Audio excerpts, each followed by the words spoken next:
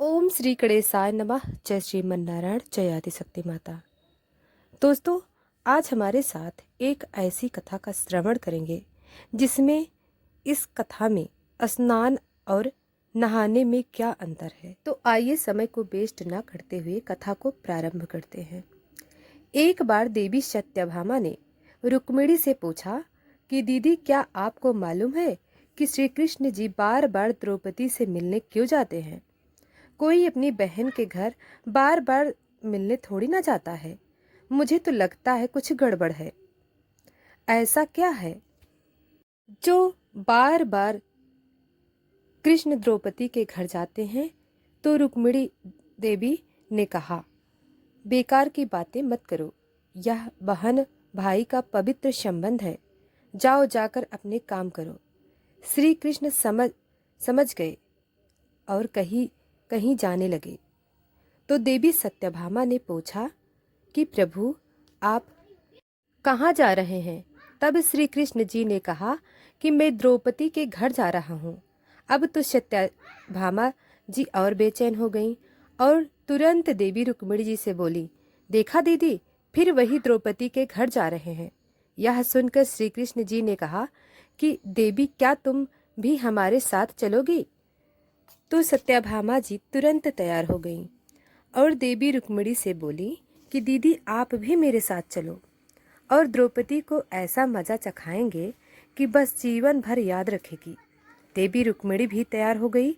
जब दोनों देवियां द्रौपदी के घर पहुंची तो देखा कि द्रौपदी अपने केस संवार रही थी।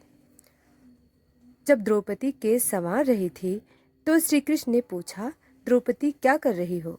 तो द्रौपदी बोली, भैया केस संवार के अभी आई। तो श्री कृष्ण जी बोले, तुम क्यों केस संवार रही हो? तुम्हारी तो दो दो भाभी आई हैं, यह तुम्हारे केस संवारेंगी।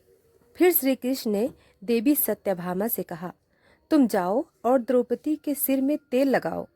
और देवी रुक्मिणी, तुम जाकर द्रौपदी की चोटी करो। सत्यभामा जी ने रुक्मिणी जी से कहा, बड़ा अच्छा मौका मिला है। ऐसा तेल लगाऊंगी कि इसकी खोपड़ी के एक एक बाल को तोड़ के रख दूंगी। और जैसे ही सत्यभामा जी ने सिर में तेल लगाना शुरू किया और एक बाल को तोड़ा तो बाल तोड़ते ही आवाज आई, हे कृष्ण। फिर दूसरा बाल तोड़ा तो फिर आवाज आई, हे कृष्ण। फिर तीसरा बाल तोड़ा तो फिर से आवाज आई, हे कृष्ण। सत्यभामा जी को समझ नहीं आया और देवी रुक्मिणी से पूछा, दीदी, आखिर ऐसी क्या बात है? द्रौपदी के सिर से जो भी बाल तोड़ती हूँ तो श्री कृष्ण का नाम निकल आता है। रुक्मिणी जी बोली, मैं तो नहीं जानती। पीछे से श्री कृष्ण जी बोले, देवी सत्यभामा, तुम देवी रुक्मिणी से पूछ रही थी कि मैं दौड़ दौड़ कर इस द्रौपदी के घर क्यों जाता हूँ? क्योंकि पूरे भूमंडल पर, पूरी पृथ्वी पर कोई संत, कोई साधु, कोई सन्यासी, कोई साधक, कोई उपासक ऐसा नहीं हुआ जिसने एक दिन में 3.5 करोड़ बार मेरा नाम लिया हो। ये केवल ऐसी हैं जो एक दिन में 3.5 करोड़ बार मेरा नाम लेती हैं। वह प्रतिदिन स्नान करती हैं और हर बार स्नान के साथ मेरा नाम लेती हैं। इसलिए उसके हर रोम रोम में मैं ही हूँ और इसलिए मैं रोज उसके पास आता हूँ। उसे कहते हैं स्नान, जो देवी द्रौपदी प्रतिदिन किया करती थी। हम जो हर रोज साबुन, शैम्पू और तेल लगाकर अपने तन को स्वच्छ करते हैं, इसको केवल नहाना कहा गया है। स्नान का मतलब है हमारे शरीर में 3.5 करोड़ रोम छिद्र हैं। जब नारायण से पूछा गया, यह 3.5 करोड़ रोम छिद्र क्यों दिए गए हैं?